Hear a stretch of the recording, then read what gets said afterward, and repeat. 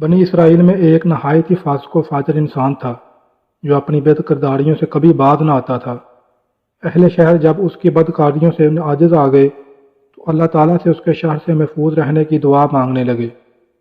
اللہ تعالیٰ نے حضرت موسیٰ علیہ السلام کی طرف وحی کی کہ بنی اسرائیل کے فلاں شہر میں ایک بدکار جوان رہتا ہے، اسے شہر سے نکال دیجیے تاکہ اس کی بدکاریوں کی وجہ سے سارے شہر پر آگ نہ برسے۔ حضرت موسیٰ علیہ السلام وہاں تشریف لے گئے اور اسے اس کی بستی سے نکال دیا۔ وہ قریب ہی دوسری بستی میں چلا گیا، پھر فرمان الہی ہوا کہ اسے اس بستی سے بھی نکال دیجیے۔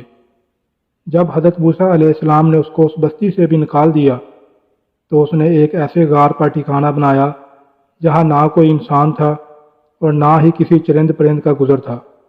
قرب و جوار میں نہ کہیں آبادی تھی اور نہ ہی دور دور تک سبزے کا کوئی پتہ تھا۔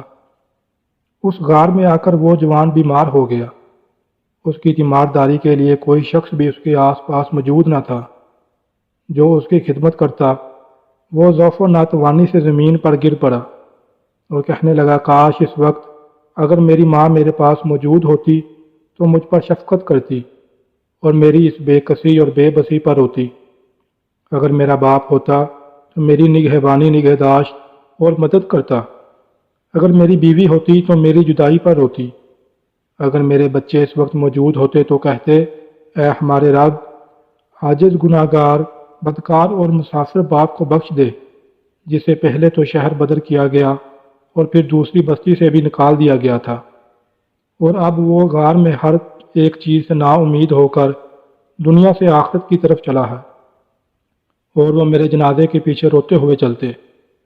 پھر وہ نوجوان کہنے لگا، اے اللہ، تو نے مجھے والدین اور بیوی بچوں سے تو دور کیا ہے، مگر اپنے فضل و کرم سے دور نہ کرنا۔ تو نے میرا دل عزیزوں کی جدائی میں جلایا ہے، اب میرے سراپا کو میرے گناہوں کے سبب جہنم کی آگ میں نہ جلانا۔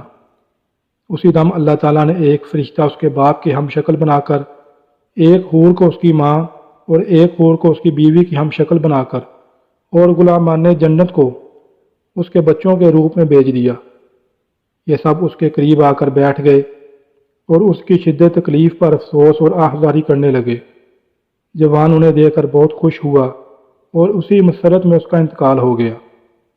تب اللہ تعالیٰ نے حضرت موسیٰ علیہ السلام کی طرف وحی کی کہ فلاں غار کی طرف جاؤ، وہاں ہمارا ایک دوست مر گیا ہے، تم اس کی تکفین و تدفین کا انتظام کرو۔ حکم الہی کے بموجب جب حضرت موسیٰ علیہ السلام غار میں پہنچے تو انہوں نے وہاں اس نوجوان کو مرا ہوا پایا جس کو انہوں نے پہلے شہر اور پھر بستی سے نکالا تھا۔ اس کے گرد حوریں تعزیت کرنے والوں کی طرح بیٹھی ہوئی تھیں۔ موسیٰ علیہ السلام نے بارگاہ الہی میں عرض کی، اے رب العزت، یہ تو وہی جوان ہے جسے میں نے تیرے حکم سے شہر اور بستی سے نکال دیا تھا۔